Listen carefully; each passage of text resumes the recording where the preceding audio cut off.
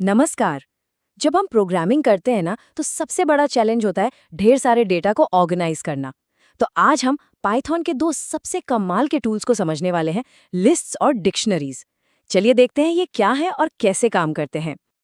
तो सबसे पहले एक बुनियादी सा सवाल सोचिए, कोई प्रोग्राम इतनी सारी अलग अलग जानकारी, मतलब सैकड़ों या हजारों बातें, इनको आखिर कैसे मैनेज करता है, कैसे याद रखता है? इसी पहेली का जवाब है डेटा स्ट्रक्चर्स। सबसे पहले बात करते हैं लिस्ट्स की। इसको समझने का सबसे आसान तरीका है अपनी शॉपिंग लिस्ट के बारे में सोचना। हम क्या करते हैं, हम चीजों को एक के बाद एक लाइन से लिखते हैं, है ना? पाइथन की लिस्ट समझ लीजिए बिल्कुल वैसी ही है। अगर हम थोड़ा टेक्निकली बात करें तो लिस्ट आइटम्स का एक क्रमबद्ध, मतलब कि ऑर्डर्ड कलेक्शन है। और सुनिए, ये जो क्रमबद्ध शब्द है ना, ये यहाँ सबसे ज्यादा जरूरी है। इसका मतलब बस इतना सा है कि जिस ऑर्डर में आइटम्स को डाला गया वो हमेशा वैसा ही रहेगा, बदलेगा नहीं। और इसे बनाना तो बहुत ही आसान है। देखिए, बस ये स्क्वायर ब्रैकेट्स लगाने हैं और इसके अंदर अपनी चीजें कॉमा लगाकर लिखते जाइए। जैसे यहाँ फ्रूट्स नाम की एक लिस्ट है जिसमें एप्पल पहले है और बनाना उसके बाद। सिंपल। अच्छा, तो लिस्ट की तीन खास बातें हैं जिन्हें याद रखना है। पहली, जैसा कि हमने कहा, ये हमेशा क्रम में होती है, मतलब ऑर्डर्ड। दूसरी, इसमें एक ही आइटम कई बार आ सकता है, कोई दिक्कत नहीं, बिल्कुल वैसे ही जैसे हम अपनी शॉपिंग लिस्ट में 2 बार दूध लिख सकते हैं। और तीसरी, जो कि बहुत जरूरी है, हर आइटम तक पहुंचने के लिए हम उसके इंडेक्स नंबर का इस्तेमाल करते हैं। हाँ, और यहाँ एक बहुत ही जरूरी बात आती है जिसे गांठ बांध लेना है। प्रोग्रामिंग में ना, गिनती अक्सर 1 से नहीं, 0 से शुरू होती है। तो लिस्ट में जो पहला आइटम होता है उसका इंडेक्स 1 नहीं बल्कि 0 होता है। ये बात छोटी सी लगती है पर है बहुत काम की। चलिए, अब लिस्ट से आगे बढ़ते हैं और अपने दूसरी टूल पर आते हैं। तो अगर लिस्ट एक शॉपिंग लिस्ट थी तो डिक्शनरी को आप एक असली डिक्शनरी या फिर एक फोन बुक की तरह समझ सकते हैं, जहां हम किसी नाम को देखकर उसका नंबर या किसी शब्द को देखकर उसका मतलब ढूंढते हैं। तो डिक्शनरी होती है की वैल्यू पेयर्स का एक कलेक्शन। अब ये की वैल्यू पेयर क्या है?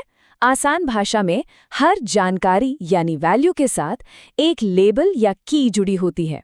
और हाँ, ये अक्रमबद्ध होती है, मतलब इसमें कौन सा आइटम पहले आएगा, कौन सा बाद में, इसका कोई फिक्स्ड ऑर्डर नहीं होता। इसको बनाने के लिए हम इस्तेमाल करते हैं कर्ली ब्रेसेस का, ये वाले ब्रैकेट्स। जैसे यहाँ देखिए, नेम एक की है और जॉन उसकी वैल्यू। बिल्कुल वैसे ही एज एक की है और 30 उसकी वैल्यू। है ना कमाल का तरीका अपनी जानकारी को लेबल देने का? तो डिक्शनरी की भी अपनी कुछ खास बातें हैं। पहली तो ये कि ये अनऑर्डर्ड यानी अक्रमबद्ध है। दूसरा और सबसे जरूरी नियम, हर की यूनिक होनी चाहिए। मतलब एक डिक्शनरी में नेम नाम की एक ही बार आ सकती है, बिल्कुल जैसे फोन बुक में एक नाम का एक ही एंट्री होता है। हाँ, वैल्यूज भले एक जैसी हो जाए। और इसमें हम जानकारी इंडेक्स से नहीं बल्कि सीधे की से निकालते हैं। और मजे की बात यह है कि ये जो कीज हैं, ये सिर्फ टेक्स्ट ही नहीं बल्कि नंबर्स भी हो सकते हैं। असल में ये हमारी जानकारी के लिए एक मतलब वाला लेबल बन जाते हैं। इससे डेटा को समझना और इस्तेमाल करना दोनों ही बहुत आसान हो जाता है। ठीक है, तो अब हम लिस्ट और डिक्शनरी दोनों को थोड़ा थोड़ा समझ गए हैं। तो क्यों ना अब इनका एक आमना सामना करवाया जाए, ताकि इनके बीच का फर्क एकदम शीशे की तरह साफ हो जाए। सबसे पहला और सबसे बड़ा फर्क है इनके स्ट्रक्चर में। लिस्ट मतलब एक सीधी लाइन, एक तय क्रम, जबकि डिक्शनरी वो लेबल वाले जोड़ों का एक झुंड है जहां ऑर्डर का कोई मतलब ही नहीं है। फिर आता है जानकारी तक पहुंचने का तरीका, जो कि एकदम अलग है। लिस्ट में किसी आइटम को ढूंढने के लिए उसकी पोजीशन, मतलब उसका इंडेक्स नंबर पता होना चाहिए, 0, 1, 2 ऐसे। वहीं डिक्शनरी में हम सीधे उसका लेबल यानी उसकी की का इस्तेमाल करते हैं। बस नाम बोला और जानकारी हाजिर। डुप्लीकेट्स की बात करें तो यहाँ भी कहानी अलग है।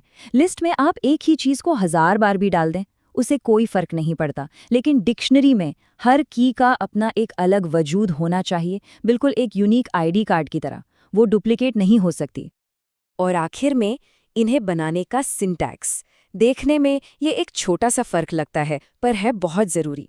याद रखिए, लिस्ट के लिए स्क्वायर ब्रैकेट्स और डिक्शनरी के लिए कर्ली ब्रेसेस, बस इतना ही।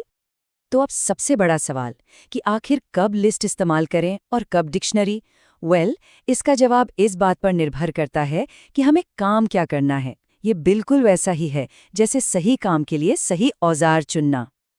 तो निचोड़ ये है, जब भी आइटम्स का ऑर्डर, उनका क्रम जरूरी हो, जैसे कि हफ्ते के दिन या किसी रेस में कौन पहले आया कौन दूसरा, तो बिना सोचे लिस्ट का इस्तेमाल करें।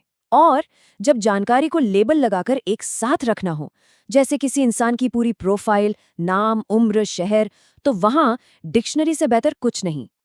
तो हमने लिस्ट का ऑर्डर भी देख लिया और डिक्शनरी के लेबल भी।